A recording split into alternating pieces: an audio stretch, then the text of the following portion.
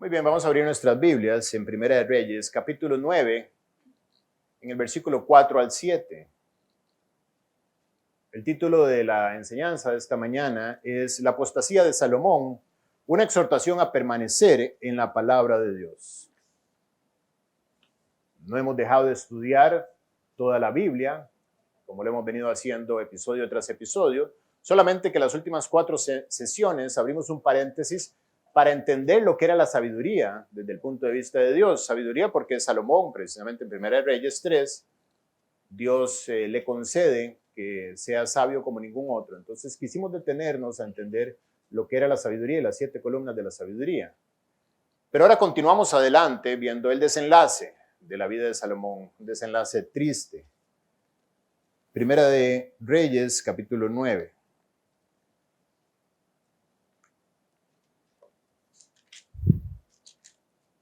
Versículo 4 dice: Dijo Dios a Salomón: si tú anduvieres delante de mí como anduvo David tu padre, en integridad de corazón y en equidad, haciendo todas las cosas que yo te he mandado y guardando mis estatutos y mis decretos, yo afirmaré el trono de tu reino sobre Israel para siempre. Como hablé a David tu padre diciendo: no faltará varón de tu descendencia en el trono de Israel.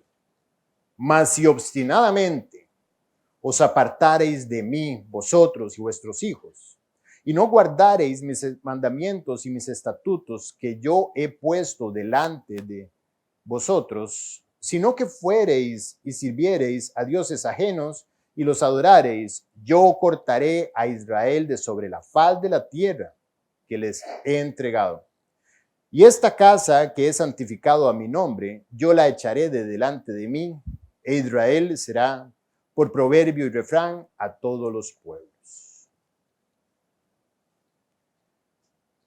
Curiosamente, para entender esta advertencia que Dios le hace a Salomón, de hecho, es la segunda vez que Dios aparece a Salomón. La primera vez apareció en aquel lugar llamado Gabaón, cuando Dios le pide, dice: Salomón, dime qué quieres, lo que sea, yo te lo voy a conceder. Y la segunda vez donde Dios aparece de la misma forma, dice la Biblia, a Salomón, es en este momento, después de haber construido el templo, después de haber construido su casa y después de haber construido varias de las edificaciones y ir adelante ya en el reino. Dios aparece por segunda vez a Salomón y le da esta advertencia, guión promesa a Salomón. Depende cómo la quieras ver. Una advertencia de que si desobedece y es negligente a la palabra de Dios, entonces su reino sería quitado. Pero si se mantiene fiel a los mandamientos de Dios y su corazón íntegro delante de la palabra de Dios, entonces su reino no tendrá fin. Pero para entender lo que está Dios diciéndole a Salomón, quiero que vayamos a un episodio que ocurre justo en el año 33 después de la resurrección de Jesucristo. Y es el nacimiento de lo que hoy nos alberga, la iglesia. Cuando la iglesia nace sobre la promesa de Jesús hecha a los apóstoles, diciéndoles que sobre la verdad de que Él es el Cristo, el Hijo del Dios viviente, Él edificaría su iglesia, está dando a entender de que Él es el responsable de la edificación de la iglesia. Ninguno de nosotros, independientemente del rol, del puesto, el deseo de servir a Cristo, puede edificar la iglesia. Cada vez que tú trates de edificar la iglesia, solamente vas a ir en contra y ponerle competencia al que está encargado de edificar la iglesia, que es el Señor Jesucristo. Es su iglesia. Dice la Biblia además que es más íntimo que eso, es su cuerpo. Y además dice que es su novia, que Él la está preparando para las bodas del Cordero, donde eventualmente estará unida a ella para siempre. Eso es la iglesia, por eso Él tiene tanto interés, no solamente en constituir la iglesia, sino en purificar la iglesia y prepararla para tener con ella una relación eterna.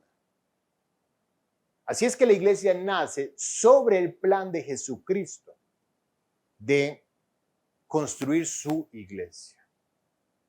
Jesucristo muere, resucita y 40 días después asciende al cielo.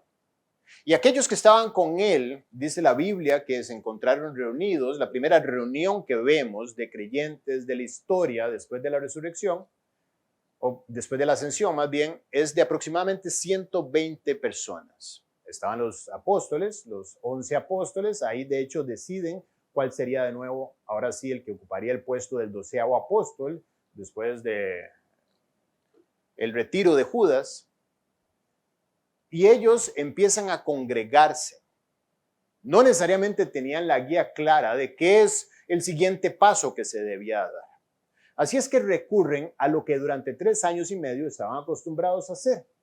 Pues dice la Biblia que perseveraban en la doctrina de los apóstoles. Ellos hacían 4 cosas que son claves para entender lo que está pasando hoy en nuestras vidas, lo que va a pasar en nuestras vidas, para bien o mal, y por qué Dios le hace esta advertencia a Salomón 1000 años antes de que este acontecimiento ocurriera.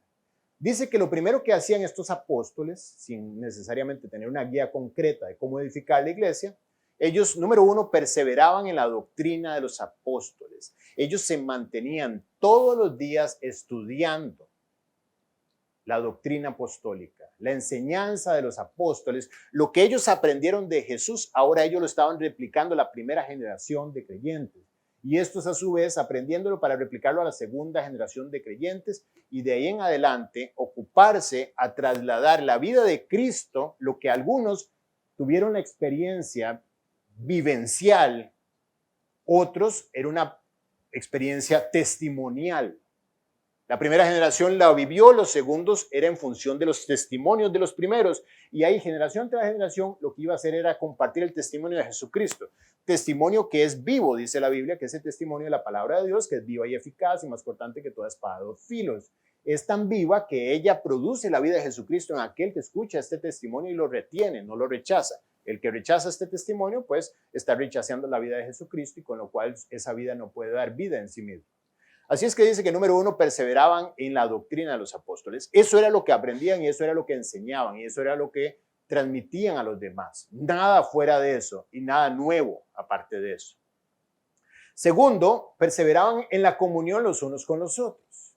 Un instrumento para edificación, estar juntos, alentarse mutuamente, hablar entre ellos acerca de sus luchas, de sus cargas y todos llevando esos pensamientos a la presencia de Cristo a través de 2 prácticas adicionales. Una, el partimiento del pan. Dice la Biblia que Jesús en la última cena tomó el pan, lo partió y le dijo, haced esto en conmemoración mía. Conmemoración mía es, háganlo recordando lo que les estoy enseñando. Entonces ellos se reunían a recordar a su maestro, que también era su amigo y era su salvador. Y ellos partían el pan, dando a entender que reconocían efectivamente el sacrificio que había hecho Jesús, diciendo, este pan es mi cuerpo, que por vosotros es entregado. Entonces, al partir el pan, estaban recordando que Jesucristo murió por ellos. Y por último, la oración, dice, perseveraban en la oración. Perseveraban en la doctrina, perseveraban en la comunión los unos con los otros, perseveraban en el partimiento del pan y perseveraban en las oraciones. ¿A dónde los llevaría eso? No tenía la menor idea. Tengo que confesarles, yo no sé los que están participando y ayudando de alguna manera en la iglesia, administrando el fondo de becas, el fondo de finanzas, los que administran la parte de tecnología. Yo no sé si ustedes tienen idea de lo que están haciendo. Quiero confesarles algo, yo no tengo la menor idea de lo que yo estoy haciendo. Yo lo que sé es lo que debo hacer. Los apóstoles sabían lo que debían hacer. Permanecer en la doctrina, permanecer en la comunión unos con otros, permanecer en el partimiento del pan y permanecer en la oración. ¿A dónde iba a desembocar eso? No tenían la menor idea. Lo que les quiero decir es que si nosotros nos mantenemos haciendo lo que los principios de la palabra de Dios enseñan, Jesucristo podrá edificar la iglesia como lo planeó, porque Él dice que es su iglesia y Él la construiría. De esta manera arrancan ellos y vemos pronto en el capítulo 9, de hecho en el 8, ya vemos a Pedro no solamente estando en Jerusalén, sino también haciendo ciertas visitas a discípulos que estaban dispersos. No podemos hablar de iglesias todavía, pero sí discípulos que estaban dispersos en Judea, en Samaria, en Lida e inclusive llegó a Jope, en aquel capítulo precioso de Hechos 10, cuando él se encuentra en casa de Cornelio y ahora hablándole a los gentiles, no solamente a los judíos. Pero vemos a Pedro haciendo visitas a discípulos que vivían en regiones que no son tan distantes tampoco unas de la otra, media hora de camino, 45 minutos de camino, una hora, hora y media, están distanciadas estas regiones. Pero se da en el capítulo 6, 7, en el capítulo 7 y 8 más bien de Hechos, una persecución a causa de la muerte de uno de los primeros mártires, en realidad el primer mártir de la iglesia, que es Esteban. Esteban muere y Herodes ve que esto es agradable. Mentira. Ellos, los fariseos ven que esto funciona y empieza una persecución encarnecida en contra de la iglesia. Y los creyentes empiezan a huir de Jerusalén, a salir de Jerusalén. Y vemos cómo algunos que venían de Fenicia, de Chipre y de Antioquía se establecen en estas regiones y empiezan a hablar no solamente a los judíos, sino también a los gentiles. Y dice Hechos 11 que en Antioquía gran número creyó y se convirtió al Señor. Y aquí nace la primera iglesia fuera de Jerusalén, la iglesia de Antioquía. ¿Por qué iglesia? Porque pronto Antioquía ya no solamente sería un lugar donde había varios creyentes, sino que Dios empezó a repartir dones dentro de los creyentes, como es su promesa. Y vemos pronto pastores dentro de la iglesia, profetas y maestros, entendiendo que el don de profecía era la enseñanza de la palabra de Dios sin que la palabra de Dios todavía estuviera completa en el canon. Hoy en día el don de profecía ya está fuera de contexto, ya no está vigente. Pero en ese momento estaba más vigente que nunca. Había necesidad de revelación divina para poder tener la guía clara de lo que se iba a requerir durante cada día. Y se habla de 5 hombres, de Bernabé, de otro hombre llamado Simón, conocido como Níger, de otro hombre llamado Lucio, de Cirene, de otro hombre llamado Manaén, criado con Herodes, dice la Biblia, y un quinto llamado Pablo, el apóstol Pablo. Ese era el equipo de 5 líderes de la iglesia de Antioquía. Y ellos empiezan a ver cómo esta iglesia crece en gracia, crece en sabiduría, crece en dones, crece en almas. Crece inclusive en gracia para administrar las finanzas, porque vemos que en el capítulo 11 de Hechos hay una sequía que se anuncia que vendrá y afectará a las regiones de Judea, y la iglesia de Antioquía envía dinero para sostenimiento de los apóstoles y los pobres y los creyentes en la región de Jerusalén. Ahora, la iglesia pequeña que había nacido en Antioquía, ahora tenía no solamente la gracia para ganar las almas, sino una gracia que estaba manifestada en un avivamiento económico y de recursos, sobre todo por el corazón que estaba en ebullición de estos creyentes, deseando amar todo lo que Dios amaba. Así es que esta iglesia empieza a ser de bendición para Jerusalén. Y vemos cómo se empieza a establecer algo nuevo ahí, sobre la base de perseverar en la doctrina de los apóstoles, en la comunión los unos con los otros, en el partimiento del pan y en las oraciones. Y de ahí el Espíritu Santo da la guía que desde Antioquía, no de Jerusalén, sino que desde Antioquía empiecen ¿qué? Los viajes misioneros del apóstol Pablo, y de Bernabé, el primer viaje, y después del apóstol Pablo y de Silas. Todos salían de Antioquía y regresaban a Antioquía. Parece que Antioquía terminó siendo la capital del cristianismo. De hecho, es el primer lugar donde se dice que los cristianos son cristianos. Ahí es donde los cristianos son titulados como cristianos. Ahí nace el concepto de cristiano, en Antioquía, no en Jerusalén. Así es que la iglesia de Antioquía tiene un molde que ahora el Espíritu Santo quiere usar a estos 2 hombres para que lo repliquen alrededor de Asia, de Siria, de Galacia, de Macedonia, de Acaya y de Italia, que fueron donde se alcanzaron varias de las regiones de estos lugares en los 3 viajes misioneros del apóstol Pablo.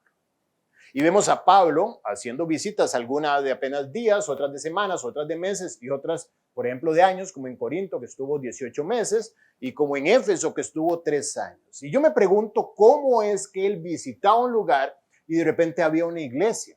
De repente, quizá en el momento de que lo lees, pareciera de repente, pero pasaban meses y años, como pasó en Éfeso. Pero Dios nos da la respuesta, nos deja ver el modelo Antioquía aplicado sobre estas iglesias. no realmente lo percibes cuando estás leyendo el libro de Hechos, porque solamente se habla de la visita y luego se habla de que convocó los ancianos. Y yo cuando leo Hechos, sobre todo, el libro de Hechos, perdón, sobre todo ahora pensando en la iglesia de acá de Panamá, yo digo, ¿cómo es que este hombre llega y de repente convoca a los ancianos? ¿De dónde sacaba ancianos? O sea, un anciano no pateas una piedra y sale un anciano. Un anciano requiere de años de obediencia, no necesariamente de muchos años, pero sí necesariamente de mucha obediencia. Un anciano tiene que tener un testimonio delante de la iglesia, de gracia y de obediencia. Y de repente había ancianos.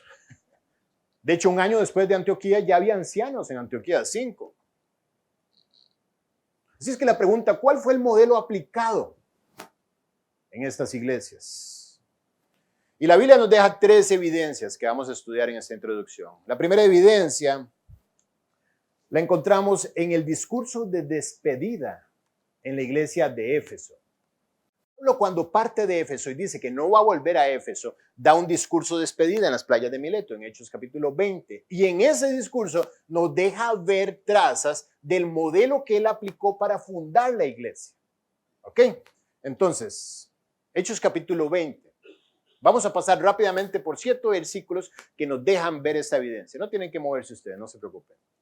Les dice, como nada que fuese útil he rehuido de anunciaros y enseñaros públicamente y por las casas, testificando a judíos y a gentiles acerca del arrepentimiento para con Dios y de la fe de nuestro Señor Jesucristo.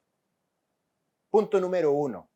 Anunciando y enseñando, testificando acerca del arrepentimiento y de la fe a nuestro Señor Jesucristo. Nunca rehuyó Pablo ni los líderes de la iglesia de Éfeso cuando se levantaron anunciar el evangelio y enseñar públicamente y por las casas la palabra de Dios. Ahí vemos una primera traza. Dice más adelante en Hechos 20:24, dice, pero ninguna cosa hago caso ni estimo preciosa mi vida para mí mismo, con tal de que acabe mi carrera con gozo y el ministerio que recibí del Señor Jesús. Dice, para dar testimonio del evangelio de la gloria de Dios. Punto número 2, que de hecho se traslapa con el anterior. Dar testimonio de la gracia, del evangelio de la gracia de Dios. Nunca le hizo caso a ninguna acechanza interna o externa para dejar de anunciar el evangelio de la gracia de Dios, la enseñanza de la palabra de Dios. Otro punto dice, ahora he aquí en Hechos 20:25, yo sé que ninguno de todos vosotros, entre quienes he pasado predicando el reino de Dios, verá más mi rostro.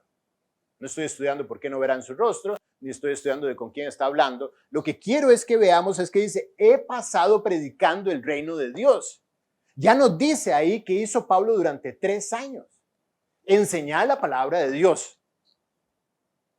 Dice en el 27, porque no he rehuido anunciaros todo el consejo de Dios. Nuevamente, durante 3 años lo que he hecho y lo que no he arrugado la cara ni una sola vez es anunciaros todo el consejo de Dios. Enseñando la palabra de Dios. Ven las trazas. Está diciendo en la despedida lo que hizo, casi como si estuviera retirando y entregando el cargo y dando un resumen de cuentas de los logros de esos 3 años. Y todos coinciden en el mismo punto. Me he mantenido anunciando la palabra de Dios, enseñándola día y noche. Dice más adelante en el 31, velad, acordándoos que por 3 años de noche y de día no he cesado de amonestar con lágrimas a cada uno, amonestándolo por supuesto a la luz de la palabra de Dios. 3 años de noche y de día contaron con un hombre que estuvo con la palabra de Dios abierta para guiarlos, para amonestarlos. Dice la Biblia que toda la escritura es inspirada por Dios y útil para 4 cosas, ¿cierto? Útil para enseñar, para redarguir, para corregir y para instruir. Cuando él dice, no he negado amonestarlos noche y día, no era que pasaba regañando noche y día. Era que los tomaba y los consolaba, los exhortaba, los guiaba, les ponía la visión clara, los aconsejaba con la palabra de Dios. Y en el versículo 32 dice, os encomiendo ahora que me voy, etcétera, a la palabra de su gracia, os encomiendo a Dios y a la palabra de su gracia, que tiene poder para sobreedificaros y daros herencia con todos los santificados. Me voy y mi recomendación es la misma de 3 años atrás. Os encomiendo a Dios y a la palabra de su gracia. Ella por sí misma, la que yo les he enseñado durante 3 años, ella tiene el poder para sobreedificaros. No hay hombre que pueda sobreedificar tu vida. Tu vida está en el nivel que está. Si fuera un edificio de 100 pisos, algunos están en el piso 2, otros están en el piso 7, otros están en el piso 34. Y de repente se desaparece la compañía constructora. Se va el misionero, se va el pastor de la iglesia, se va el apóstol Pablo y les dice, no se preocupen, aquí está este libro y con este libro van a terminar los pisos que les faltan. Ella tiene el poder para sobreedificaros y daros herencia. Es decir, ella sirve para lo temporal, para edificar lo temporal y sirve para edificar lo eterno, daros herencia con los santificados. Herencia tiene que hacer referencia a lo que vendrá después de la muerte. Así es que la primera evidencia la tenemos en este discurso de Hechos 20. Estamos poniendo el foco en la iglesia de Éfeso, tratando de entender qué fue lo que hizo Pablo, y en este caso Silas, y junto con los otros hermanos que andaban, ya andaba un grupo casi como de 6, incluyendo a Lucas, ¿qué hicieron ellos para edificar esa iglesia? La primera traza la tenemos en Hechos 20 y acabamos de estudiar. Y concluimos que lo que hizo él fue enseñar la Biblia. Hizo lo mismo de los apóstoles en Hechos 2, que hacían permanecer, persistían en la doctrina apostólica. El segundo punto donde podemos entender qué es lo que se hizo en la iglesia de Éfeso, lo tenemos en la misma carta a los Efesios, que Pablo, como un padre diligente, se mantiene velando por sus hijos espirituales y aunque ya no está ahí, les escribe dándoles recomendaciones y consejos que los van a mantener sanos. Y les dice a ellos, después de su partida, existe el día malo. Y después del día malo, si no lo resisten como deben, no van a poder estar firmes. Lo que van a hacer, Hechos 6:12 en adelante, es revestirte de toda la armadura de Dios. Ese es el consejo para que la iglesia, ahora que él no esté, se mantenga. Uy, chicos, llegó carta del apóstol Pablo. La última vez que lo vimos nos dijo que permaneciéramos en este libro. Bueno, ya. Ahora vamos a ver qué otra cosa nos recomienda, más nueva, más útil, más actualizada. Porque estar en la Biblia como que todos los días, pues no pasa nada. Vamos a ver qué nuevo consejo nos da. A lo mejor nos da un curso de coaching, a lo mejor nos da una pastilla, a lo mejor nos da una referencia hacia algún nuevo libro. Y dice que en Efesios 6, le dice, ceñidos los lomos con la verdad. Vamos a poner la imagen en un guerrero que tiene que ponerse un traje, una armadura para poder salir a la batalla. Lo primero que van a hacer Efesios es ceñir los lomos con la verdad. Para el guerrero, ceñir los lomos era fundamental. Ceñir los lomos era un cinto que le permitía a él poder estar firme, de donde ese cinto se colgaba el resto de la armadura. Entonces, si ese cinto no estaba bien puesto, la armadura no iba a estar firme. Así es que, como el guerrero, la verdad tiene que ceñir tus lomos, los lomos de donde parten las piernas que te van a sostener en la batalla. La verdad, mantener tus pies firmes sobre la verdad, conocer la verdad, saber cuáles son tus convicciones y que nada en este mundo te tambalee y te ponga a dudar y a querer dos pasos de regreso o que cualquier viento de doctrina te engañe por estratagema de hombres que para engañar emplean con astucia las artimañas del error, sino que ceñidos los lomos en la verdad, conociendo la verdad, puedas estar firme y no vaya a haber algún cabo suelto de aquel cinto de donde en medio de la batalla te puedan tomar y hacer tropezar o tú mismo te tropieces. Así es que primer punto, ceñidos los lomos con la verdad.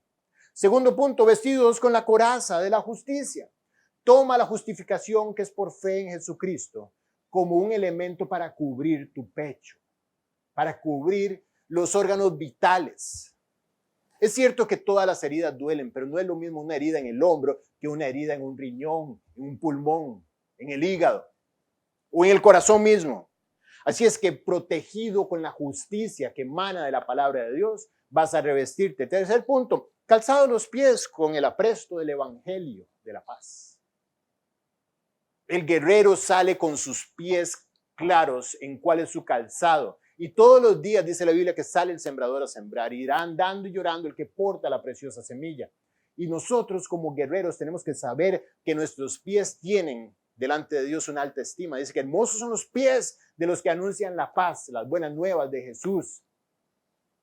Así es que van a Efesios a permanecer en el Evangelio y a apuntar tu destino hacia donde el Evangelio va a ser compartido. Todos los días tienes que salir buscando dónde es que vas a depositar el Evangelio.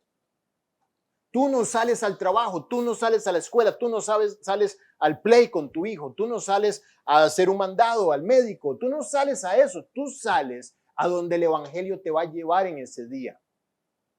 Disfrazado ahora sí de pretextos terrenales. Pero todos los días la motivación para el guerrero que está firme en la batalla es el Evangelio.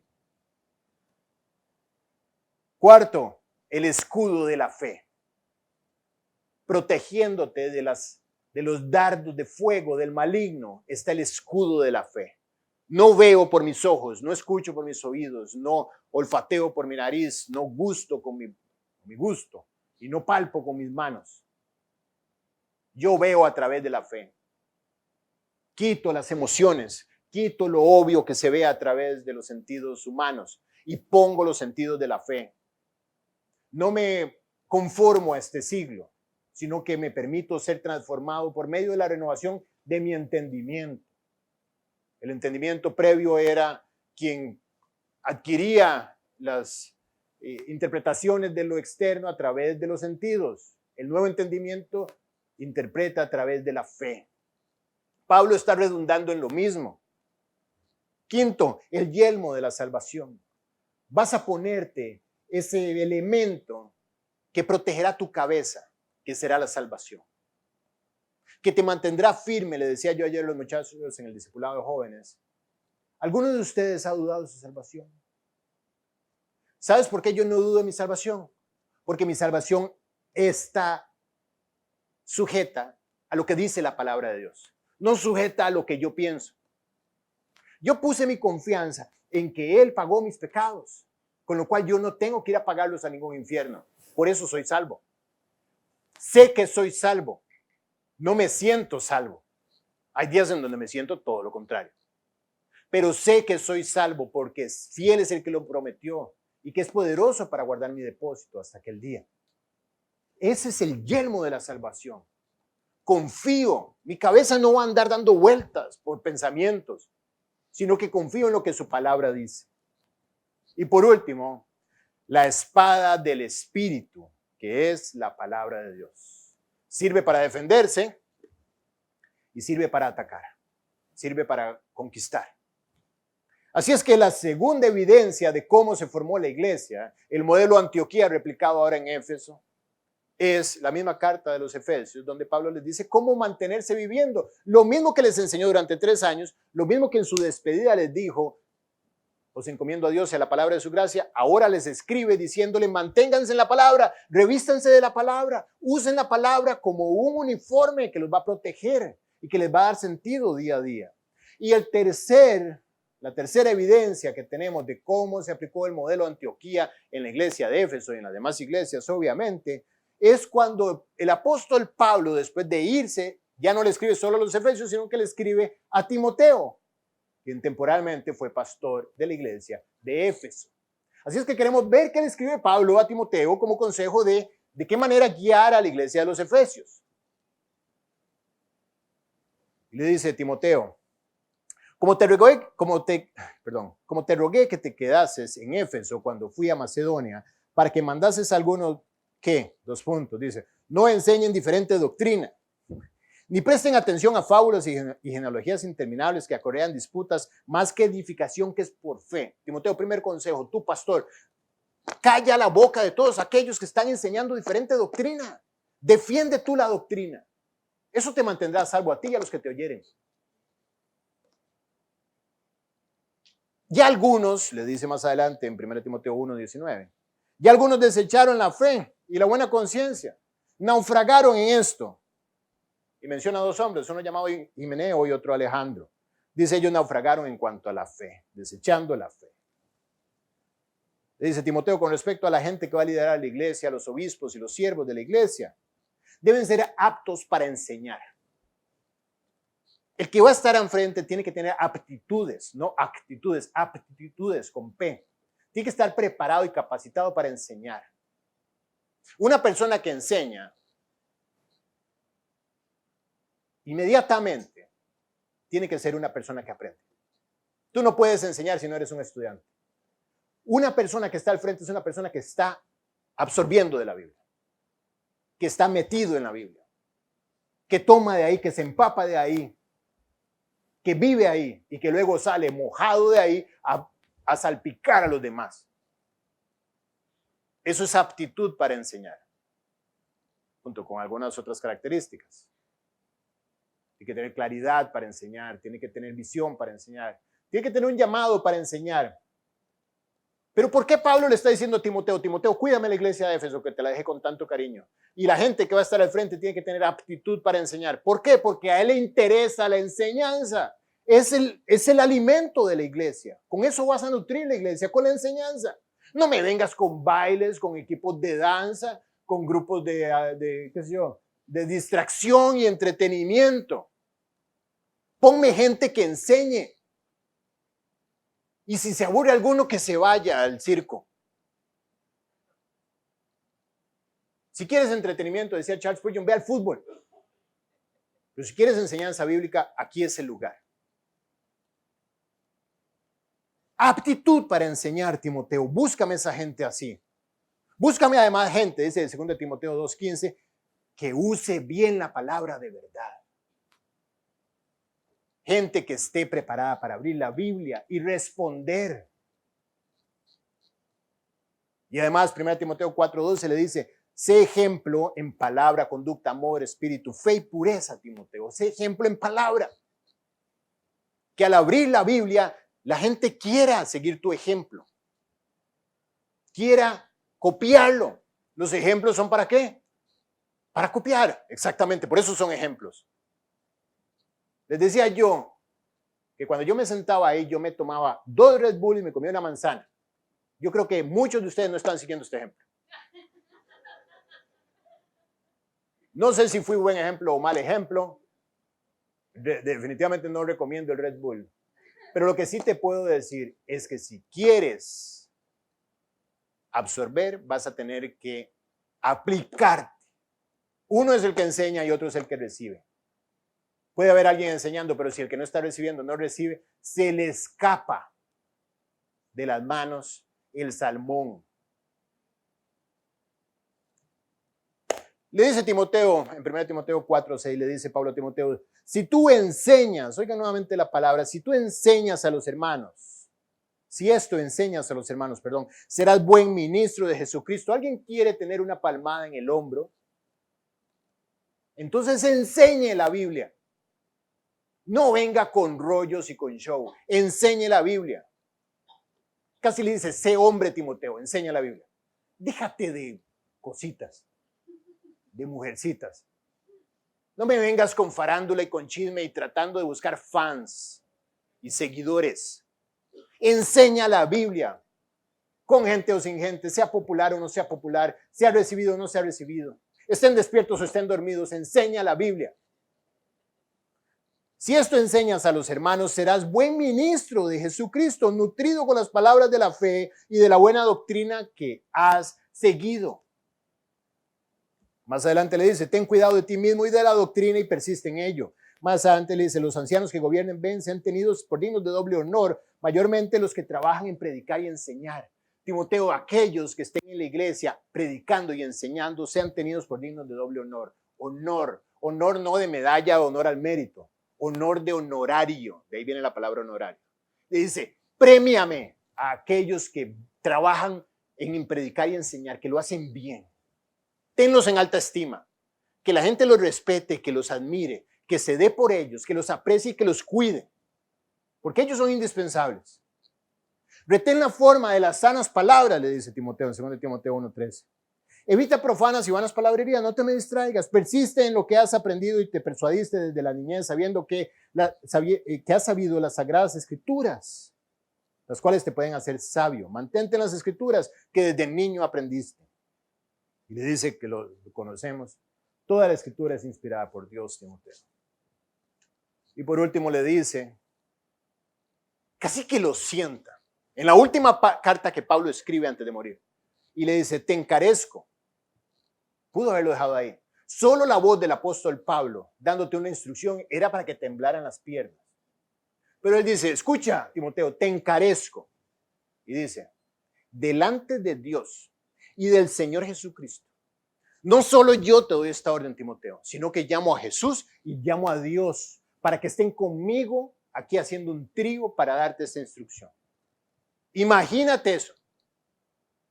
Y además le aclara, le dice, te encarezco delante de Dios y del Señor Jesucristo que juzgará a vivos y a muertos. No está diciendo que va a haber gente muerta en la tumba donde Dios los está juzgando y ellos están muertos. No. Muerte y vida, si conocen el concepto. Él os dio vida a vosotros cuando estabais muertos en vuestros delitos y pecados. Juzgará a creyentes y a no creyentes. ¿Qué creen que pensó Timoteo cuando no había recibido la instrucción y ya estaba temblando diciendo, ¿qué me va a pedir? Te encarezco delante de Dios y del Señor Jesucristo que juzgará a vivos y muertos. Tú no te vas a escapar, Timoteo, te va a juzgar. Y ellos, aquí están que te voy a pedir algo. Te juzgará a vivos y muertos en su manifestación y en su reino. Le dice que prediques la palabra. Eso es lo que le está encareciendo que haga. Predica la palabra. No me vengas con otras cosas. No me vengas con motivación. No me vengas con positivismo. No me vengas con autoayuda. No me vengas con horóscopos. No me vengas con vagabunderías. Predica la palabra, que instes a tiempo y fuera de tiempo, redarguye, reprende, exhorta con toda paciencia y doctrina. Cuídame mi iglesia, Timoteo, te la dejé. Pablo la fundó, se fue y dejó a Timoteo. También dejó a Aquila y a Priscila, fieles a él y a la enseñanza, por supuesto. Es decir, yo creo que fui bastante enfático. De hecho, me entretiene hacer eso, entonces por eso le puse tanto cariño a este episodio. Porque para Pablo era crítico la enseñanza de la palabra de Dios. En Gálatas él tiene un serio problema con aquellos que no estaban enseñando la palabra de Dios como debía ser. En Hechos 15, lo pueden leer en casa, Pablo arma un problema, dice, nada pequeño con los que estaban adulterando el mensaje del evangelio, tanto que los lleva hasta los apóstoles y convoca a todos los 12 apóstoles y arma un rollo frente a ellos con los que estaban enseñando diferente doctrina. Para él era crítico mantenerse en la enseñanza de la palabra de Dios. Por eso les dice, os encomiendo a Dios y a la palabra de su gracia, que tiene poder. Es decir, Pablo advierte. Increíble que podamos saber en dónde terminó la iglesia de Éfeso. Esto está ocurriendo alrededor del año 50-55 de la era. Tanto la fundación de la iglesia como las cartas de Pablo. Alrededor del año 50-60, en esa década, está ocurriendo todo esto. Pero tenemos evidencia también de dónde fue a parar la iglesia de Éfeso. Solamente para retirarme de las advertencias, Pablo dice, porque vendrá tiempo cuando no sufrirán la sana doctrina. Por eso te estoy hablando así. Va a venir un tiempo donde esto no sea tan obvio. Ese tiempo lo estamos viviendo hoy. Predicar la doctrina, predicar la Biblia no es popular. No llena los lugares, aunque hoy está bastante lleno, gracias a Dios. Pero no llena los lugares, no apela al oído. Cuando yo te digo que no te puedes levantar e ir al baño, eso apela a la naturaleza. Cuando digo que tienes que venir preparado, cuando te digo que tienes que ir de aquí a leer Hechos 15, etc., muchos dicen, no, yo no estoy para eso. Toda la semana mi jefe me pide informes, tareas, compromisos, y ahora viene a ponerme a leer. No. Bueno, si quieres ver a Dios en tu vida, vas a tener que ponerte debajo de la ducha de la gracia.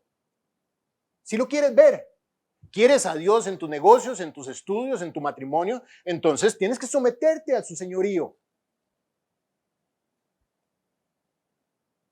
Vendrá tiempo donde no sufrirán la sana doctrina, sino que teniendo comezón de oír, quieren oír. Sí, yo quiero oír algo, pero quizá algo. No, Guille, no puede pasar de 18 minutos, porque los 18 minutos es el tiempo estándar del TEDx, ¿no? Estoy leyendo un libro de George Whitefield que predicaba 6 a 8 veces por domingo. Y en la última prédica, que empezaba a las 6 de la tarde, empezaba a las 6 de la mañana a predicar, iba de un lugar para otro. En la última prédica, en este episodio que estoy leyendo, le predicó a 60,000 personas. No había iglesia que lo contuviera. Predicaba abierto en la calle. 60,000 personas, 1,700 y resto. Y predicó por 2 horas. Es que la gente lloraba, estaba subida en los árboles, tirada en el piso, por todo lado. Pero vendrá tiempo donde sí, yo quiero escuchar, pero que dure lo que dure un reel en su vida. Ahora ese es el tiempo de atención, ¿cierto? Más de lo que dura un pulgar en hacer así. En ese momento tú tienes que hacer la venta. Ya no es el elevator pitch. Ahora es el pulgar pitch. Ahora tienes que hacer la venta en lo que tienes que lograr llamar la atención. Y es en serio. La gente que maneja contenido entiende de esto. Yo tengo que lograr la atención de la persona en ese medio segundo. Porque ahí devuelven, porque hubo algo que le llamó la atención. Si no, no me importa. Esta es la generación de gente que no le importan las cosas. La gente que no profundiza. Que no se detiene a construir para su vida. ¿Para qué? Me he acostumbrado a que todo me lo dan mis papás. No hay profundidad, no hay deseos de someterse a algo, jamás. Yo quiero las cosas fácil, rápida. Así es que vendrá ese tiempo donde no sufrirán la sana doctrina, sino que teniendo comezón de oír, se amontonarán maestros conforme a sus propias concupiscencias y apartarán de la verdad el oído y se volverán a las fábulas.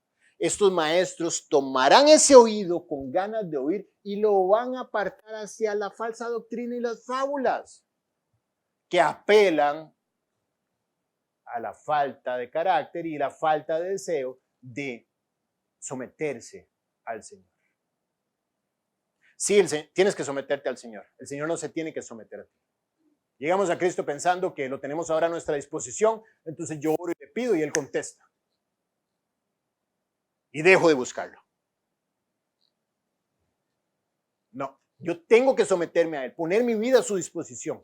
Y en el camino de estar yo sometido a su voluntad, encontraré la plenitud de mi vida. No es que yo diseño la plenitud de mi vida y ahora lo contrato a Él para que venga a satisfacerme, como el genio de la lámpara. Y termina en Hechos 20, Pablo diciendo, profetizando, porque yo sé que después de mi partida entrarán en medio de vosotros lobos rapaces que no perdonarán el rebaño. Y de vosotros mismos se levantarán hombres que hablen cosas perversas para arrastrar tras de sí a los discípulos. ¿Cómo arrastras tras de sí a un discípulo? Hablando cosas perversas, dice acá. En nuestra cultura, quizá cosa perversa tiene que ver con mala palabra, con inmoralidad, con basura. No. El adjetivo perverso tiene que ver con cambiado. Pervertir, el infinitivo pervertir es alterar de su constitución original. No necesariamente tiene que ver con inmoralidad, con basura, con vulgaridad, sino que vendrán algunos que cambiarán, hablarán cambiando la verdad y arrastrarán tras de sí inclusive a los discípulos. ¿Cómo arrastras a un discípulo que aprendió la verdad y de repente lo sacas de ahí? Ese es el punto clave de lo que le pasó a Salomón. Todo esto para que entendamos a Salomón. Pablo decía, tiene poder la palabra de Dios para sobreedificar. Claro, dice la Biblia también en el Salmo 19, el mismo David escribe y dice, tiene poder para convertir el alma, para hacer sabio al sencillo, para alegrar el corazón, para alumbrar los ojos, para permanecer para siempre y para hacer justicia. Pero la palabra de Dios también tiene poder, un poder extraño para endurecer el corazón. No que su objetivo sea endurecer el corazón, sino que la ausencia de la palabra de Dios endurece el corazón. Cuando el agua de la palabra de Dios se aparta de las vidas, el corazón empieza a afirmarse en la indiferencia. Quiero que recuerden algo. La indiferencia es cáncer. Vamos a ir a ver qué pasó con la iglesia de Éfeso. 50 años más o menos después, Dios le escribe a Éfeso. al Éfeso actual, no al Éfeso del apóstol Pablo. Es increíble que podamos tener acceso a eso. Yo no saben cuánto me gozo, porque yo estoy viendo el modelo de Antioquía replicado en Éfeso y quiero ver qué pasó con ellos. Tengo la revelación completa. En el año 95 de la era más o menos, Juan escribe a Éfeso. Ya había pasado una generación de creyentes. En 40 años pasa una generación de creyentes y viene una generación nueva. ¿Qué pasó con Éfeso? Escribe al ángel de la iglesia en Éfeso, dice Apocalipsis 2:1. El que tiene las 7 estrellas en su diestra y el que anda en medio de las 7 candeleros, dice esto. Yo conozco tus obras y tu arduo trabajo y paciencia. Van bien los efesios. Y que no puedes soportar a los malos. Y has probado a los que se dicen ser apóstoles y no lo son. Y los has hallado mentirosos. Y has sufrido y has tenido paciencia y has trabajado arduamente por amor de mi nombre y no has desmayado. Puros halagos. Dios le está dando halagos, de hecho al ángel de la iglesia, que es el pastor de Éfeso. Está dando halagos a los efesios. Hasta ahora el mensaje perfecto. Versículo 4, pero, ya saben que es un pero, ¿no? Pero es un cambio de ritmo en la narrativa. Pero es una nueva dirección. Venía por un lugar, pero ahora voy para otro lugar. Pero tengo contra ti, Dios habla directo, que has dejado tu primer amor. 40, 50 años después, ya los efesios eran otros. Has dejado tu primer amor. Ya no eres el mismo. Estás haciendo muchas cosas. Estás construyendo cosas, estás persiguiendo a los falsos apóstoles, etcétera. Estás de afuera, te ves perfecto. Pero has dejado tu primer amor. Versículo 5. Recuerda, por tanto, de dónde has caído y arrepiéntete y haz las primeras obras. ¿Sabes cuáles son las primeras obras? Hechos 20, la carta a Timoteo, Efesios 6, la armadura de Dios. Esas son las primeras obras. Haz las primeras obras. Vuélvete a enamorar de la palabra de Dios. Mucho afuera, pero nada en lo privado. Mucho fruto externo, entre comillas fruto, pero nada de palabra en lo privado. Y eso lo tengo en contra de ti. Dios es increíble. Él no pone una balanza y dice, sí, bueno, quizá no hay tanta Biblia, pero wow, qué montón de fruto externo y de obra y de increíble todo lo que se ve. No. Lo de afuera lo miran los hombres, pero Dios mira lo que está en el corazón. Así es que arrepiéntete, les dice, ya de las primeras obras. Pues si no, vendré pronto a ti y quitaré tu candelero de su lugar, si no te hubieras arrepentido. Advertencia más directa que esa no hay. De nada sirvió subirlos primero a lo sublime para después decirles no tienen nada por dentro.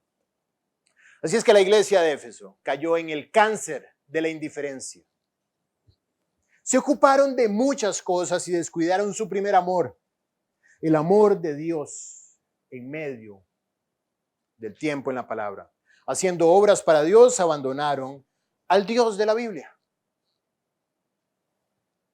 El que me ama, dice Juan 14, mi palabra guardará. Esa es una marca del que me ama. Esta vivencia de la iglesia de Éfeso, la aplicación del modelo Antioquía en la iglesia, a mí me alienta, pero también me advierte y me deja entender el desenlace de la vida de Salomón. ¿Por qué? Porque la indiferencia alcanzó a Salomón también.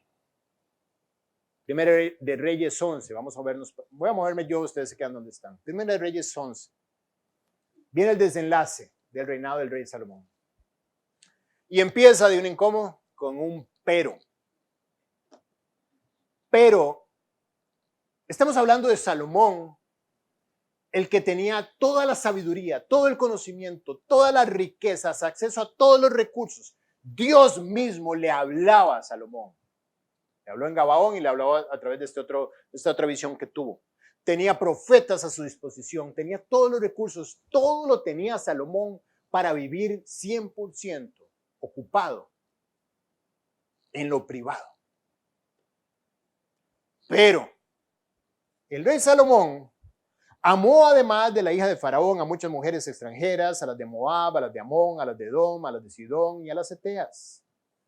Bueno, dice aquí que amó a estas mujeres. Yo creo que realmente él no amó a estas mujeres. Eso parece más odio que amor. Y además yo creo que lo que él amó fue hacer su propia voluntad. Dice, gentes de las cuales Jehová Dios había dicho a los hijos de Israel, no os llegaráis a ellas, ni ellas se llegarán a vosotros, porque ciertamente harán inclinar vuestros corazones tras de dioses. A estas pues se juntó Salomón con amor. Un amor lleno de egoísmo. Quiero las cosas a mi manera. Y tuvo 700 mujeres, reinas, y 300 concubinas. Y sus mujeres desviaron su corazón. Y cuando Salomón era ya viejo, sus mujeres inclinaron su corazón tras de dioses ajenos, y su corazón no era perfecto con Jehová su Dios, como el corazón de David su padre. Porque Salomón ya no solo las amó a ellas, sino que Salomón, dice el versículo 5, siguió a Astoret, diosa de los sidonios, a Milcón, ídolo abominable de los amonitas. E hizo Salomón lo malo ante los ojos de Jehová, y no siguió cumplidamente a Jehová David su padre, a Jehová como David su padre. Entonces, dice en el versículo 7, edificó Salomón un lugar alto a Quemos, ídolo abominable de Moab, en el monte que está enfrente de Jerusalén. ¿Saben cuál es ese monte? El monte de los olivos. Y a Moloc, ídolo abominable de los hijos de Amón. ¿Saben qué contrista mi corazón realmente? Leer que Salomón edificó. El mismo hombre que edificó el templo de Salomón para Dios, para Jehová. El mismo Salomón que edificó la casa, el palacio real, que edificó los muros de Israel, de Jerusalén, perdón. Ese mismo, con el intelecto y los recursos que Dios le dio, edificó lugar para Quemos y para el otro dios Moloc, ídolo abominable.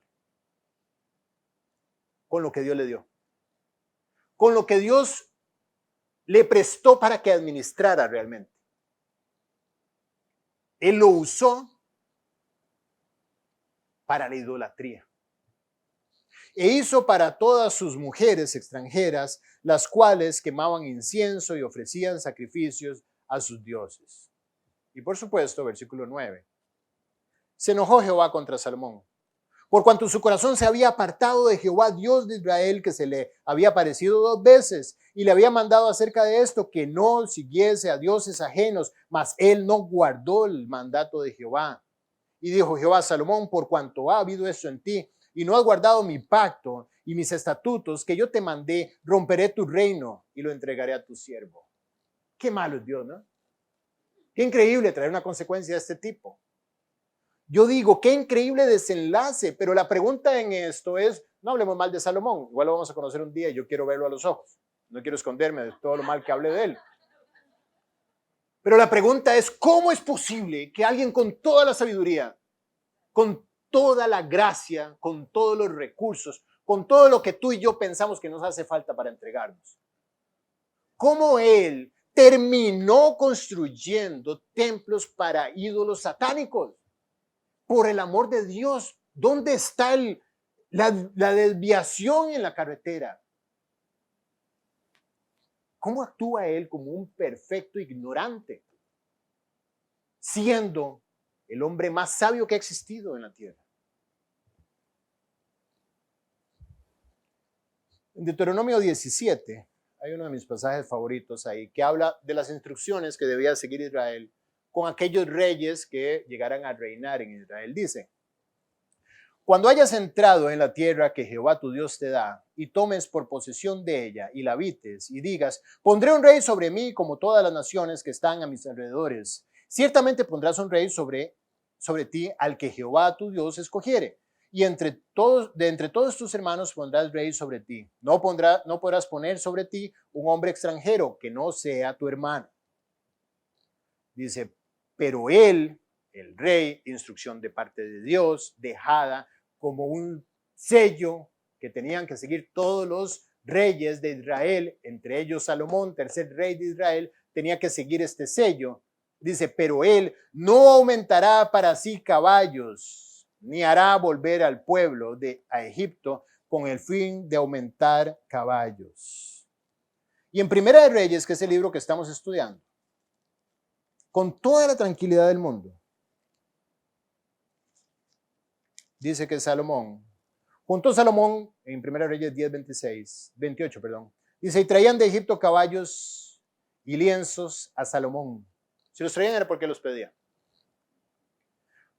Porque la compañía de los mercaderes del rey compraba caballos y lienzos, y venía y salía de Egipto el carro por 600 piezas de plata y el caballo por 150, y así los adquirían por mano de ellos todos los reyes de los heteos y de Siria. La instrucción que estaba dejada para los reyes de Israel a Salomón no le importó. Cómo un hombre con toda la sabiduría llega a un punto donde ya no le importa ir en contra de lo que dice la instrucción. Dice más adelante en Deuteronomio 17, ni tomará para sí muchas mujeres. Salomón leyó al revés, yo creo, ¿no? O sea, tomó la Biblia y no andaba los anteojos y leyó al revés. No tomará para sí muchas mujeres para que su corazón no se desvíe exactamente lo que le pasó.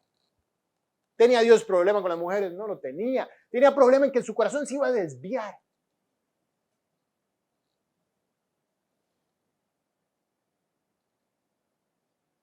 Ni plata ni oro amontonará para sí en abundancia. Dice, y cuando se siente sobre el trono, ese y realmente en el contexto es un si no. No va a hacer esto, si no va a hacer esto otro. ¿Ok? El versículo 18 dice, si no, cuando se siente sobre el trono de su reino, entonces escribirá para él en un libro una copia de esta ley del original que está al cuidado de los sacerdotes levitas. Y lo traerá consigo y leerá en él todos los días de su vida para que aprenda a temer a Jehová su Dios. Y continúa. Si no, que más bien va a estar en la Biblia. Para que aprenda a temer como rey que es, que aprenda a temer a Dios, va a mantenerse en la Biblia y va a tener su propia Biblia copiada a mano por él para que se guarde y tema. Es decir, Salomón hizo lo opuesto. Ahí entendemos dónde nace esta locura de ir en contra del Dios que lo amaba tanto. ¿Dónde? En que abandonó su tiempo con la Biblia. ¿Qué le dijo Pablo a los efesios? Manténganse en la palabra de su gracia, que tiene poder para sobreedificaros, para daros herencia. Persiste en ello, predica el evangelio, Timoteo, manténlos a ellos siempre en la palabra, en la doctrina, dales Biblia, dales Biblia, dales Biblia. Ayer hablaba con una persona que me preguntaba una situación que está en su vida y yo, lee la Biblia todos los días, memorízala, mantente ahí y después de un tiempo vas a voltear a ver atrás y vas a ver cómo esto ya no está. No trates de quitarlo. Distráete de ello y métete en la Biblia y un día verás cómo eres otra persona. La palabra de Dios es el único instrumento que Dios honra para transformar las vidas de una persona. No hay otro instrumento. Como la luz y la sabiduría que tuvo Salomón no le sirvió para nada. Y esta es la apostasía. Pablo advierte de ello a Timoteo también. Dice, en los posteriores tiempos, algunos apostatarán de la fe. Palabra extraña. Dice, apostatarán de la fe, escuchando a espíritus engañadores y a doctrinas de demonios. Ya no escucharán la palabra de Dios, escucharán a espíritus engañadores que lógicamente no se presentan en su investidura normal, sino que se presentan como fuente de sabiduría alterna. Si a alguno se le presentara un demonio vendiendo una doctrina, nunca la aceptaría, obviamente. Pero si se te presenta como la ruta rápida para hacerte rico, para atraer el amor, para atar a ese hombre rebelde, para hacer lo que regrese, para hacer lo que piensa en ti todo el día, o para que atraigas a ti los negocios, para que declares con tu boca lo que es tuyo y eso tuyo será. Pues por supuesto, apela al oído que tiene comezón de oír. Muchos apostatarán de la fe. Estamos en riesgo, jóvenes. Eso es lo que les quiero decir. Estamos en riesgo. Si no estamos en la palabra de Dios, estamos en riesgo. Apostatarán quiere decir apartarse de, quiere decir dejar atrás, quiere decir retirarse de, partir, abandonar, alejarse, zarpar de algo. Y cuando apostataron de la fe, quiere decir que dejaron la fe. La fe no es un sentimiento, es una convicción de que lo que está escrito es verdad. Entonces, la persona que apostata de la fe es una persona que ya esto es solamente una referencia linda, pero ya no es palabra de Dios. Y ya no me importa si dice que no debo comprar caballos ni regresar a Egipto. Y ya no me importa si dice ahí que no debo tomar más de una mujer. Y hago lo que me da la gana, escuchando doctrinas de demonios. Eso es lo que enseña la Biblia. Y la erosión crece en el corazón mientras continúa la actividad cristiana. Mientras afuera estoy como los efesios, haciendo grandes cosas. En lo interno, mi corazón está desviado.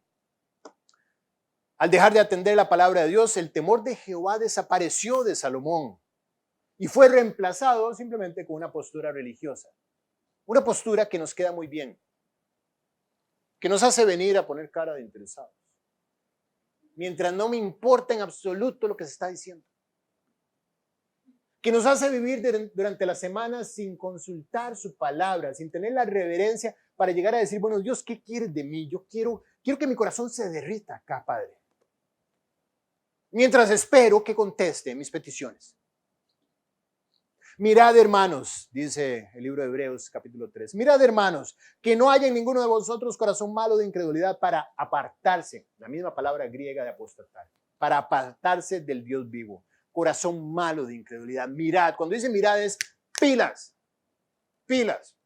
Todos nosotros estamos directamente en riesgo de caer en la tentación de apostatar a la verdad. ¿Por qué el corazón fue cambiando? Porque la palabra de Dios fue cambiando de prioridad en su vida.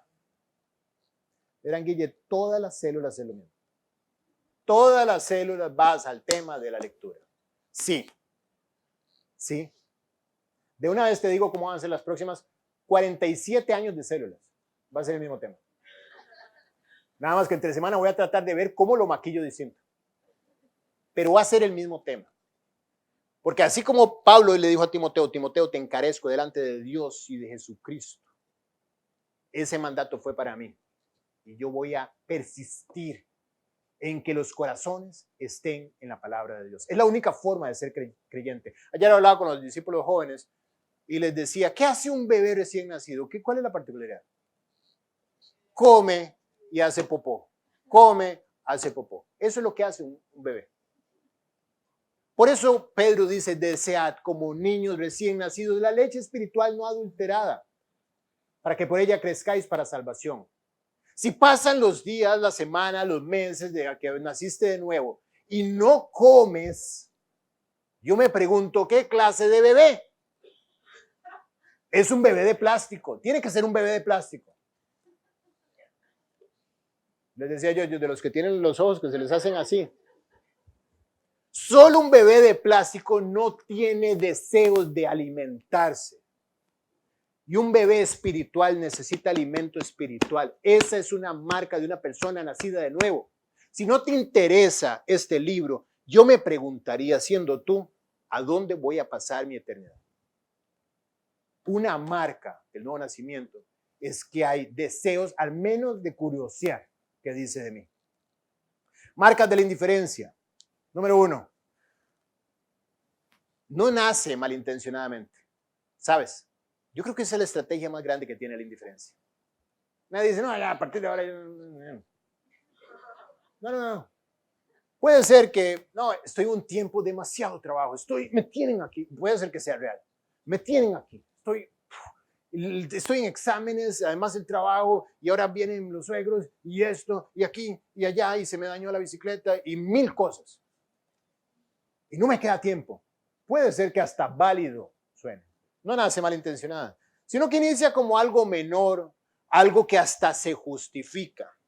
Yo he tenido periodos donde me han dado gripes fuertes de una semana, semana y media, donde no me dan absolutamente ganas de hacer nada más que dormir, menos de leer la Biblia. Y cualquiera, inclusive algunos cercanos han caído, duerma, se necesita dormir. Y yo, duerma, no sea terco, se necesita dormir. Y es hasta justificado apartarme de la palabra de Dios. Así es que pueden hacer de una forma no malintencionada la indiferencia. En la indiferencia, punto número 2, hay disposición de avanzar con una especie de mezcla de combustible híbrido. Donde sí es cierto, hay algo de Biblia en mi vida, hay algo de Biblia en mi corazón, pero también hay propia prudencia, también hay consejo mundano, también hay algo de adivinación, esoterismo, física, química, cuántica, con la cual yo voy resolviendo mi vida, una mezcla de filosofías en mi corazón. Número 3, hay una renuncia frecuente a los medios que me permiten crecer en carácter. Empiezo y luego abandono. Quiero memorizar y luego ya no. Quiero leer y luego ya no. Quiero arrancar el discipulado y luego ya no. Quiero pasar el discipulado y luego ya no. Y aquellas cosas que apelan a que algo de carácter haya, las suelto prontamente y sencillamente. Número 4, creo. En la indiferencia se empiezan a aplicar anestésicos para calmar la falta de palabra de Dios. De hecho, en Jeremías 2 dice, porque 2 males ha hecho mi pueblo, me dejaron a mí fuente de agua viva y cavaron para sí cisternas rotas que no retienen el agua. Es decir, no hay Biblia, pero busco cómo llenar ese espacio. Generalmente y principalmente con entretenimiento. Algo que me distraiga. Algo que llene la cabeza, que me distraiga, que me saque de la situación. No quiero enfrentar mi vacío, no quiero enfrentar mi problema, entonces me echo un trago, o me voy para el cine, o voy a ver cómo distraigo. Número 5. Habla sin Biblia. Habla sin principios. No tiene principios, no tiene de dónde echar mano. El indiferente ya no tiene de dónde sacar. Principalmente tiene consejos tipo horóscopo. No, eso va a pasar. Vas a ver que todo va a salir bien. Ya pronto todo va a cambiar. Tienes que ser positivo y verás. Vas a ver, yo estoy seguro que todo esto es para bien. ¿Quién te dijo que todo era para bien? ¿Cómo sabes tú que esta situación no va a empeorar más bien? Tengo 2 meses de retraso en la hipoteca del banco. Ya vas a ver que el dinero va a entrar. ¿Quién te dijo? ¿Qué tal si más bien va a perder la casa? ¿Por qué hablas con filosofía? ¿Por qué hablas con prudencia? ¿Por qué usas iba a decir la tía Selmira, que es un periódico de chismes en Costa Rica? ¿Por qué usas a Walter Mercado para hablar? ¿Por qué usas al doctor Oz o a Ellen DeGeneres? ¿Por qué usas la filosofía humana? Porque no hay Biblia en tu corazón. Y eso es una marca de indiferencia. Empiezo a usar filosofía, la OMG, ¿cómo se llama? Esotérico, lo que sea me tomo yo para tratar de dar una respuesta. Y punto número 6, nota que su naturaleza ahora tiene una nueva libertad de ser protagonista. La antigua naturaleza empieza a levantarse de entre los muertos. Y cada vez cuando reviso mis días veo que ella tuvo más tiempo aire. La Biblia nos exhorta a velar. De hecho, en Mateo 24 dice, ¿quién puede ser el siervo fiel y prudente, el cual puso Señor sobre su casa? ¿Cuál? Aquel que cuando regrese su Señor le haya haciendo como debe hacer, como fue ordenado. Ese es el siervo fiel y prudente. El que siguió la instrucción, el que se mantuvo en la obediencia. El libro de Hebreos está lleno de exhortaciones de este tipo. En el capítulo 2 dice, es necesario que con más diligencia atendamos a las cosas que hemos oído, no sea que nos deslicemos. Ese es el tema de Hebreos. Es de mis libros favoritos. No sea que nos deslicemos. Puede ser que estoy firme, pero puede ser que eventualmente me deslice. Capítulo 3 dice, pero Cristo como hijo sobre su casa, la cual casa somos nosotros, sí de condición dice, sí retenemos firme hasta el fin la confianza y el gloriarnos en la esperanza. Si te mantienes firme en lo que crees, entonces sí eres parte de la casa de Dios. Guille, ¿estás diciendo que la salvación se pierde? No. Lo que estoy diciendo es que una señal de salvación es que me mantengo firme en la esperanza. En el momento en que esta esperanza es quitada, y ahora hay nuevas esperanzas, y ahora es Buda, Mahoma, Krishna, etcétera. Entonces nunca fui salvo. No es que perdí la salvación, es que era una emoción temporal. Si me mantengo firme hasta el fin. Capítulo 3, en el 14 también dice, porque somos hechos participantes de Cristo con tal que retengamos firme hasta el fin nuestra confianza. Parecido al anterior prediciendo. Capítulo 4, procuremos pues entrar en aquel reposo para que ninguno caiga en semejante ejemplo de desobediencia. Nuevamente el mismo punto. Capítulo 6 dice, pero deseamos que cada uno de vosotros muestre la misma solicitud hasta el fin. La marca de un cristiano es que es constante hasta el fin en su convicción. A fin de que no os hagáis perezosos, sino imitador de aquellos que por la fe y la paciencia heredan las promesas. Eso es lo que hay que copiar, ese es el ejemplo que hay que buscar. Capítulo 10 dice, mantengamos firmes sin fluctuar la profesión de nuestra esperanza. Firmes sin fluctuar, siempre, hasta el fin. No perdáis pues vuestra confianza, que tiene grande galardón. Dice en el 39 más adelante, pero nosotros no somos de los que retroceden para perdición, sino de los que tienen fe para preservación del alma. La fe se mantiene a lo largo del tiempo, la palabra de Dios está vigente en su vida todos los días. Capítulo 12 dice, mirad que no desechéis al que os habla. Porque si no escaparon aquellos que desecharon al que los amonestaba en la tierra, mucho menos nosotros si desechamos al que nos amonesta desde los cielos. ¿Cómo lo hace? A través de su palabra.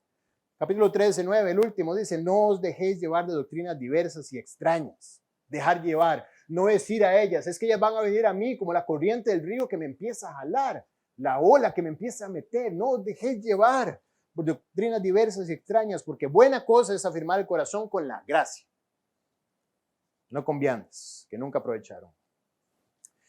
¿Por qué toda esta exhortación? ¿Por qué la importancia de mantenerse en la palabra de Dios? Bueno, porque Dios sabe que el corazón deja de amar la integridad y empieza a volverse a la idolatría. Eso es Romanos 1. En Romanos 1 dice la Biblia que civilizaciones enteras a lo largo de la historia, desde el Génesis hasta hoy, han caído recurrentemente en esto. En este cáncer de la indiferencia. Dice en el capítulo 1, versículo 21, pero habiendo conocido a Dios, no le glorificaron como a Dios, ni le dieron gracias, sino que se envanecieron en sus razonamientos. Ya no es el razonamiento de Dios, ahora es mi propio razonamiento. Desplazo la palabra de Dios y pongo mi razonamiento y me envanezco. Lo hago mi propio Dios, mi propia instrucción. Desplazo la instrucción de Dios, eso no es vigente, eso no es actual, esto no es científico, esto no es moderno, y tomo mi propio pensamiento, el pensamiento común, y lo ponemos como algo que tenemos que honrar. Así sea una estupidez. Pero si todos pensamos y creemos en esa estupidez, entonces vamos a honrarla y seguir detrás de ella. Se envanecieron en sus razonamientos y no dieron gracias. Dice, no dieron gracias, sino que se envanecieron en sus razonamientos y su necio corazón fue entenebrecido. Dice más adelante en el 24, por lo cual también Dios los entregó a la inmundicia. El mismo caso de Salomón. Salomón, aquí está la advertencia. Salomón decide ir en contra, entonces Dios trae la consecuencia. No es un Dios que anda buscando castigar, es un Dios que anda buscando bendecir. Pero ellos le dieron la espalda a Dios y con lo cual Dios los entregó, dice, a la inmundicia, en las concupiscencias de sus corazones, de modo que deshonraron entre sí sus propios cuerpos, se fueron al pecado, se fueron a la inmundicia. Dice en el 25, ya que cambiaron la verdad de Dios. ¿Cuál es la verdad de Dios? La palabra de Dios. Cambiaron la palabra de Dios por la mentira, honrando y dando culto a las criaturas antes que al Creador. Y en el 26 dice, por esto Dios los entregó nuevamente a pasiones vergonzosas, pues aún sus mujeres cambiaron el uso natural. Más adelante también dice que los hombres lo hicieron. Y en el 28 dice, y como ellos no aprobaron tener en cuenta a Dios, ¿cómo tengo yo en cuenta a Dios? A través de la palabra. El mismo punto. Dios los entregó una mente reprobada para hacer cosas que no convienen. Reprobada quiere decir que no pasa el estándar. Reprobada es que no está capacitada para. Reprobada es una mente que ni siquiera ahora, hoy en día, puede distinguir un baño de hombres y de mujeres. tan reprobada que una estupidez como decir que ya un hombre no es un hombre y una mujer no es una mujer, sino que cada quien es lo que desee. Y eso es aplaudido y aceptado de manera universal, tan reprobada como para reforzar y aplaudir y apoyar una filosofía que no tiene fundamento ni siquiera científico. Es que no estoy diciendo la palabra de Dios, sino que no tiene una evidencia tampoco en la naturaleza. Si la naturaleza estuviera constituida porque cada quien es lo que quiere, no podría haber la procreación, así de sencillo, y estaríamos extintos. Pero llegó el punto donde Dios los entregó 3 veces. Primero los entregó a su pecado, a las inmundicias. Viene el segundo nivel de entrega y dice, ahora los entregó a pasiones vergonzosas. Lesbianismo y homosexualidad, punto número 2. Pero ni eso bastó como un juicio de parte de Dios, sino que los entregó a un tercer nivel, donde la mente ahora es reprobada. Y una estupidez de esta es aclamada a nivel mundial, que tiene el mismo sentido que decir que la luna es de queso. Y todos vamos a creer que la luna es de queso. Así puede caer el hombre cuando deja la palabra de Dios. Y así puede caer el cristiano cuando deja la palabra de Dios. Por eso Dios te dice, mantente en la palabra de Dios, enseñándola y recibiéndola, estudiándola. Es el plan del diablo. Quitarte la palabra de Dios. ¿Cómo? A través de 2 medios. 1 de 2. Adulterándola, como hizo con Eva, se la cambió y le hizo una trampa. O como hizo con Salomón, que quitándosela, lo alejó de la palabra de Dios. Yo creo que eso es suficiente como para ir a leer, ¿no? Marcas del corazón sediento. Aquí sí no voy a contar porque es un montón. El corazón sediento. Bueno, dice la Biblia, en mi versículo favorito, Salmo 1, dice que este corazón, dice, en la ley de Jehová está su delicia. Su delicia. O sea, la Biblia es una delicia. Poner tu corazón en la palabra de Dios es un refugio confortable. Así es que aquel que tiene un corazón sediento busca la voz de su padre. Yo me acuerdo, Valeria, cuando estaba bebé, en su cuna teníamos estas pantallitas que uno las ve, una cámara, obviamente la pantalla estaba al otro lado, pero también uno podía hablar. No, mentira, yo le hablaba del otro lado. Entonces yo le estaba viendo, entonces ella levantaba la cabecilla, como una iguana. Pero desde niña, gracias a la disciplina, ella se quedaba ahí hasta que la llegáramos a sacar, sin hacer ruido, se quedaba jugando. Entonces nosotros la veíamos y levantaba la cabeza así. Y yo le decía, vale, desde adentro. Y metía la cabeza abajo. Metía la cabeza, se hacía como un ratoncito así, tratando de esconderse. Viendo a ver de dónde sonaba la voz. Vale, a la fecha. Cuando yo le digo, vale, en un lugar, se paraliza. Busca la voz de su padre. Eso es una marca en el ADN de un hijo. Cuando la voz de su padre resuena en el corazón, el espíritu se pone atento y desea. Es una marca de aquel que está sediento de la palabra de Dios. No solo eso, sino que la recuerda, la tiene enfrente. Es su meditación. La lleva por todo lado, la quiere tener, la quiere hacer suya. Quiere meterla por ósmosis en su organismo, a la fuerza. Es su tesoro, la cuida. Dice Mateo 13 que un mercader que mercadeaba obviamente perlas preciosas, un día encuentra la perla preciosa y vende todo lo que tenía para adquirir esta perla. Cuando encuentras la perla de la palabra de Dios, te deshaces de todo con tal de seguir teniéndola. Aquella persona que está sedienta a la palabra de Dios, que está lejos de la indiferencia y del cáncer, no solamente valora la palabra de Dios, sino que valora a los que la valoran. Los tiene en alta estima, los admira, los quiere cuidar. Yo sé quiénes de ustedes aman la Biblia, por cómo me aman. Y yo sé quiénes de ustedes andan ahí. El que está sediento valora a quienes valoran la palabra de Dios, ya lo dije. Y además busca compartirla. Es lo suyo. Eso está en él. No lo puede esconder. se le sale, brota. Se entretiene con ella, de hecho. No es solamente ir a él, quiere ir a él. Lo atrapa, lo entretiene, lo pone a llorar, lo pone a reír, lo asusta, lo alienta. Organiza su vida alrededor de ella. Escuché un testimonio de una pareja que dejó todo y se fue de la costa este a la costa oeste de los Estados Unidos para ir a la iglesia que ellos iban a asistir. Y llegaron a pedir, bueno, queremos congregarnos y ¿saben de algún apartamento que estén alquilando? ¿Saben de alguien que tenga algún tipo de vacante? Quiere decir que te viniste sin trabajo. Quiere decir que te viniste sin casa. ¿Por qué te viniste? Porque quería estar cerca de donde está la enseñanza de la palabra de Dios. Hoy en día movemos toda nuestra vida alrededor del trabajo, alrededor de las cosas que nos gustan. Pero el que ama la palabra de Dios, el que está sediento de ella, mueve su vida para tenerla cerca de la palabra de Dios, aunque lo demás esté lejos.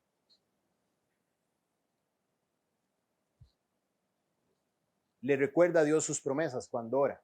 Es una particularidad. Ora con Biblia. Le recuerda a Dios lo que dijo y le dice, cúmplelo, por favor. En el nombre de Jesús. Reemplaza sus emociones con la Biblia, la usa para imaginar, para ver un futuro en su vida a través de ella. Ahora ella es su telescopio que lo deja ver las profundidades de los siglos. Continúa sembrándola en su propio corazón para el futuro.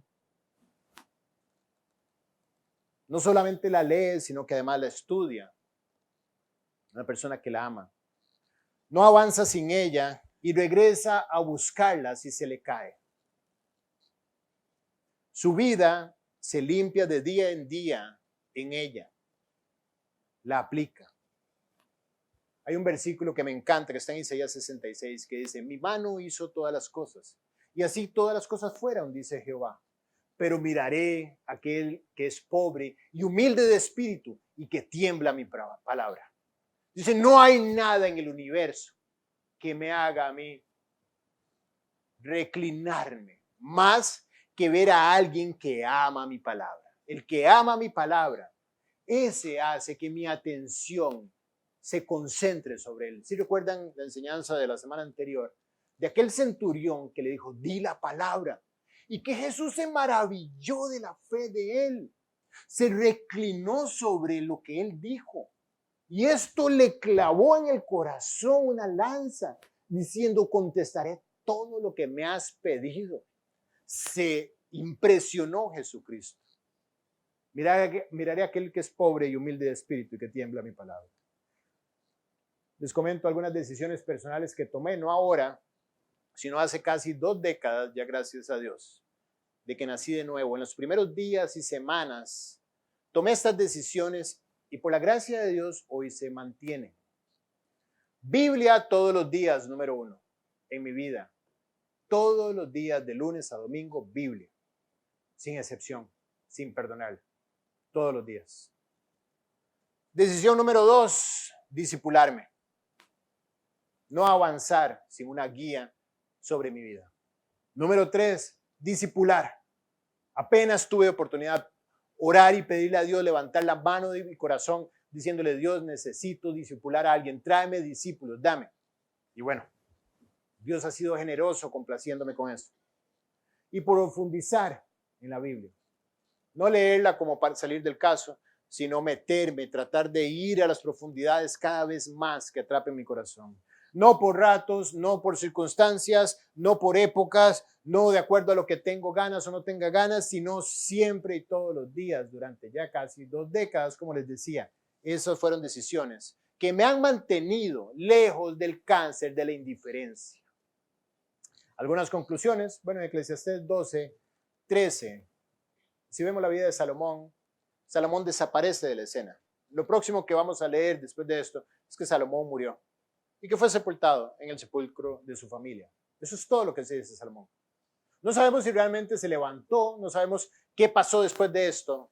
Terminó muy mal aquel hombre en el cual Dios había invertido todo. Pero él escribe en el último capítulo del libro de la sabiduría que escribe en el Eclesiastés y dice, el fin de todo el discurso oído es este, teme a Dios y guarda sus mandamientos, porque este es el todo del hombre, no hay ya nada más importante. Me di cuenta, dice Salomón, después de echar a perder, que no hay nada más importante que guardar los mandamientos, estar atento a la palabra de Dios. La vida de Salomón, sobre todo su desenlace, es una clara advertencia de la urgencia que tenemos de atender la palabra de Dios, de meditarla, de estudiarla, de compartirla y de memorizarla. No hay ninguna sabiduría que valga la pena. Ni la sabiduría de Salomón lo previno y lo sostuvo delante de la tentación de la indiferencia. Dios prefiere a aquel que es pobre y humilde de espíritu y que tiembla su palabra, antes que el sabio y el que está lleno de todos los recursos. Otra conclusión es tener la Biblia contigo. Ella tiene todo el consejo de Dios. Tenerla es tener acceso a la mente de Cristo. No hay entrega más alta que estar atento a su palabra. En aquella situación de Marta y María, ¿recuerdan lo que Jesús le dijo a Marta? Estás muy afanada, Marta, estás haciendo cosas para mí. María no está haciendo nada más que lo mejor que puede hacer. Está a mis pies escuchando mi palabra. María escogió la buena parte, la cual no le será quitada. Esa es la buena parte, prestar atención a la palabra de Dios todos los días. Cada día atender la intimidad de tu relación con Jesús y validar que la tierra del corazón siga húmeda. Bien, me hallo en indiferencia. ¿Qué hago? ¿Cuál es la salida? Yo no tengo eso que acabas de decir, Guille. No tengo nada de eso. Está lejos de mí. Es más, lo comentas y soy totalmente ajeno a ello. En este mismo episodio, Dios le da la salida a Salomón para que su pueblo la aplique. Y le dice, si se humillare mi pueblo, sobre el cual mi nombre es invocado. Esos somos nosotros, los cristianos. Su nombre está invocado sobre los cristianos. Es lo que nos define, Cristo. Si se humillare mi pueblo sobre el cual mi nombre es invocado y oraren y buscaren mi rostro y se convirtieren de sus malos caminos. Fíjate que no es solamente decir oro, Dios concédeme. Es oro y a la vez busco su rostro en mi día a día. Busco su voluntad. Busco que sus ojos estén fijos sobre mí sin necesidad de esconderme. Busco que mi testimonio no empañe su nombre, sino que su rostro pueda ver mi vida y no haya ningún problema delante de eso. Y se convirtieran de sus malos caminos, tomar decisión. El arrepentimiento no es solamente pedir perdón, sino es pedir perdón y cambiar de dirección. Entonces, ahora sí, hay una condición. Si se humillare mi pueblo, si oraren, si buscaren mi rostro y se convirtieren de sus malos caminos. 4 cosas tiene que hacer su pueblo.